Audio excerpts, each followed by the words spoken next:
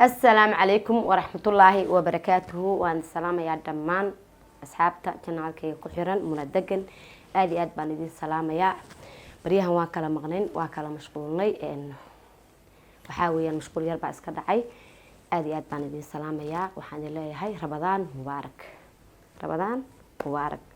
waa bishii barakeysnayd ee Ramadaan ilaahay ayaa mahad iska leh intaas inuu bish barakeysan ee Ramadaan caafimaad nagu soo gaarsiiyay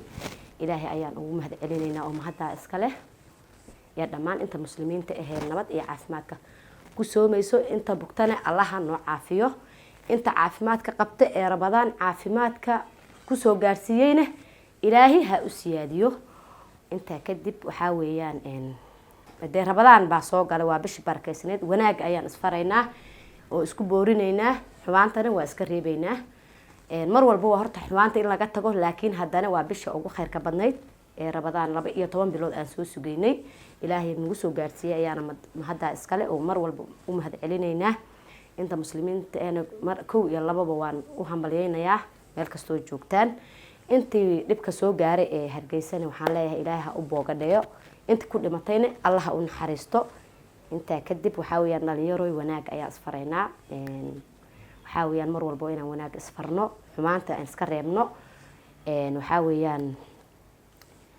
muusigii heesihii waa inay la yareeyo oraanba waxa weeyaan xaraam bay ahayd wanaga reebaneed laakiin hadda dhalinyaro la iska dhaqmayay waa in la iska ilaaliyo salaada soonka lagu dadaalo qofkii caafimaad qaba ee bishan barakeysan ay u soo gashay oo qorsoomin kaas horta halaag u sugnaaday marka waxaan leeyahay soonka aan ku dadaalno mar walba waa isfaraynaa waxa weeyaan muusiga aan yareyno taqwada iyo alla ka cabsiga aan badino wanaaga aan isfarno mar walba neekiski qaawanaashihii boodboodkii heer TikTok waa isku dhamaatay waa bish barakeysnayd ha laga faa'iideysto dhalinyaro aad iyo aad ha looga faa'iideysto maashan maanta waxaan u soo fariistay inaan wacyi galiyo dhalinyarada jiilka cusub iyo waxa weeyaan jiilka heer TikTok inaan maanta wacyi galiyo walaalahaygaas muusigii farada badnayd qayladii waa bish Ramadaan ee barakeysnayd ha laga faa'iideysto mar koowaad iyo mar labaad iyo mar saddexaadba inaan isku asxaan falno